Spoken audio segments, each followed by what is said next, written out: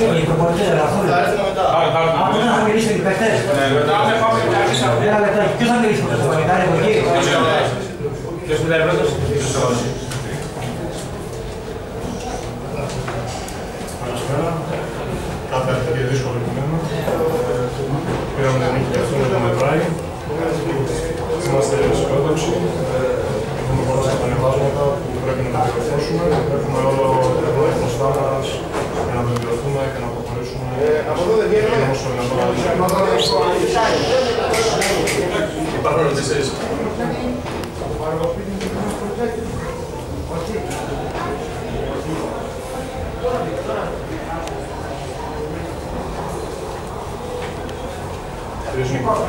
Καλησπέρα για μένα. Ήταν ένα δύσκολο παιχνίδι για μας, το ξέραμε. Προσπαθήσαμε με όλες τις δυνάμεις να διεκδικήσουμε τη νίκη. Πρεμιέρα ήταν, είχαμε τη δυνατότητα να διεκδικήσουμε το μάτς. Δυστυχώς ήμασταν κακοί κάνοντας 25 λάθη. Πιστεύω ότι το πιο σημαντικό σημείο το οποίο μας τύχησε αυτή τη νίκη. Παρ' όλα αυτά το παιχνίδι πήγε στο τελευταίο σουτ. Δυστυχώς δεν το πετύχαμε. Και έτσι πήρε την νίκη ο Πανιώνιος. Η ομάδα μας πιστεύω ότι αν βελτιώσει κάποια πράγματα, κάποιες μικρές λεπτομέρειες, θα μπορέσει να αποδώσει πολύ καλύτερο μπάσκετ. Υπάρχουν ερωτήσεις? Ευχαριστούμε. Έλα, Γρηγόρη, έλα, φως. Έλα, μπράβο.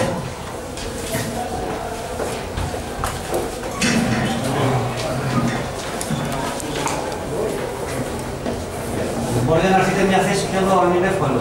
Δεν γίνεται γιατί είναι βρεγμένα και θα γίνει το συγγνώμη. Είμαστε έτοιμοι? Ναι. Πώς? Καλή χρονιά σε όλους, με υγεία, καλό που πάθαμε να έχουμε, χωρίς πείρα. Ήταν μια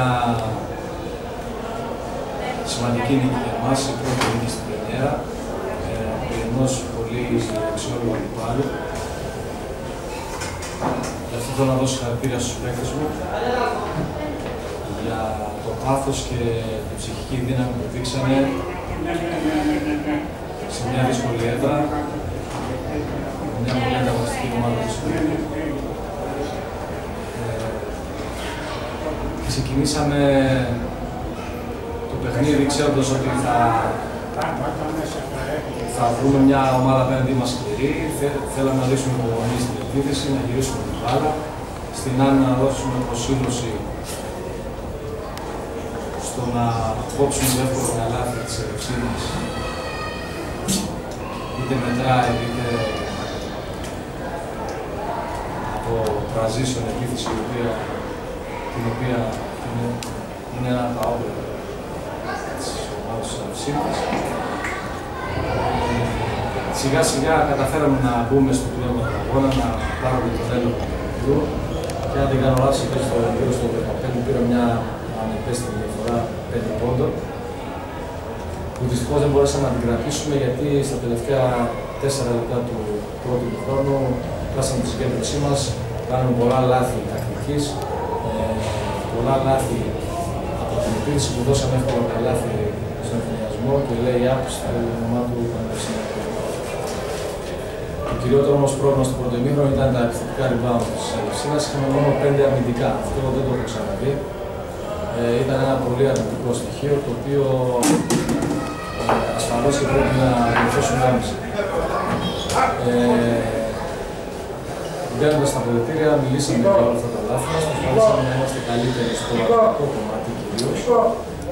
Πραγματικά τα rebound περιορίσαμε την Ελευσίνα στα επιθετικά της rebound. Δεν δώσανε δεύτερες ευκαιρίες για καλάθι και στα μέσα της τέταρτης περίοδου πήραμε ένα ελαφρύ προβάδισμα κυρίως με την εμπειρία κάποιων παικτών και με την αποφασιστικότητά τους. Θεωρώ ότι στο τέλος δεν μείναμε συγκεντρωμένοι στο τελευταία 1,5-2 λεπτά. Κάναμε λάθη τακτικής, 2 σοβαρά λάθη τακτικής που 2 μήνες τώρα είμαστε όλοι μαζί και δουλεύουμε διαφορετικά και γίνανε κάποια άλλα πράγματα στην άμυνα. δώσαμε κάποια εύκολα σου στην Ευσύνα που μπήκε στο παιχνίδι. Στο τέλος ήμασταν ευθεροί με το τελευταίο σου που μπήκε. Κάπως έτσι είχαμε χάσει και εμείς πέρσι που ήταν το τελευταίο σου και είναι σημαντικό ότι κερδίσαμε στην πρεμιέρα και μάλιστα εκτός έδρας. Είναι σημαντικό ότι κερδίσαμε μια πολύ αξιόλογη ομάδα με έναν coach, με έναν πολύ καλό coach που δουλεύει πολύ καλά και πιστεύω ότι η Ευσύνα είναι πολύ καλύτερη από πέρσι.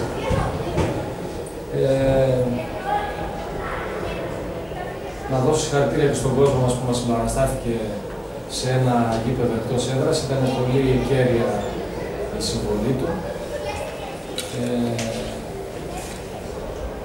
Και τον θέλουμε σε κόσμιο πάντα επίπεδο.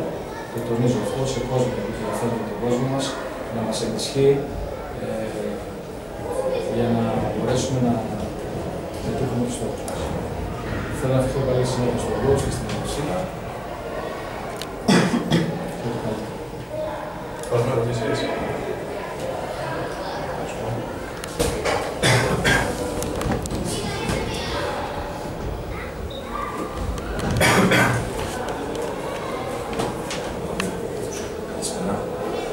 Καταρχήν να δώσουμε συγχαρητήρια στον Αντώνιο για την νίκη του. Να δώσουμε συγχαρητήρια στην ομάδα μου για την προσπάθεια που έκανε. Το μάτς ήταν αναμενόμενο ότι θα πάει σε πολύ ψηλούς ρυθμούς. Ο Μίονος είναι μια ομάδα πολύ καλή αγωνιστική σταθερότητα τα τελευταία χρόνια και βαθμολογική. Αλλά όπως είχα πει και πέρσι, αυτή τη στιγμή έχει μια αγωνιστική ταυτότητα του προπονητή και ξέραμε ότι έχουμε να αντιμετωπίσουμε. Ήταν ένα πάρα πολύ δυνατό παιχνίδι.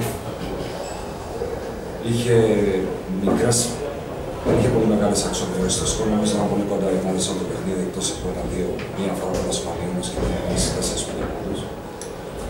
Μέχρι να φτάσουμε στο 36 που εκτός από την κούραση, νομίζω ότι έχει λίγο μεγαλύτερο τέσσερα compañeros. Μας επηρέασε πάρα πολύ το γεγονός ότι παίξαμε πάρα πολύ χρόνο χωρίς το βασικό μας ψηλό, χωρίς να είναι δικαιολογία αυτό, γιατί ο Μερσανάτος πήγε πάρα πολύ καλή στήση. Αλλά άλλη οντότητα είναι ο ένας, άλλη οντότητα είναι ο άλλος σε σχέση με το παιχνίδι της ομάδας μας. Το παιχνίδι της πρεμιέρας δεν είναι θέμα άγχος, γιατί βλέπω ότι οι δύο ομάδες είχαν πολύ κακά ποσοστά και στις βολές. Μας βαστήξαν στο τέλος, νομίζω είχαμε 0-7 βολές. Δεν είναι θέμα άγχος. Είναι η πολύ μεγάλη επιθυμία που έχουν οι παίχτες όταν 2 μήνες παίζουν, κάνουν καθημερινά διπλά προγραμμίσεις φιλικά.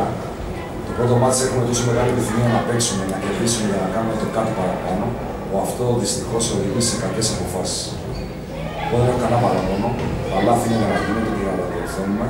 Δώσω πολλά συγχαρητήρια στον coach και στον Παναγιώτη για μια φορά. Και αυτό που θέλω να κρατήσει η ομάδα μου είναι το χειροκρότημα του κόσμου όταν τελειώσει το παιχνίδι. Ευχαριστώ πολύ. Υπάρχουν ερωτήσεις? Ευχαριστώ.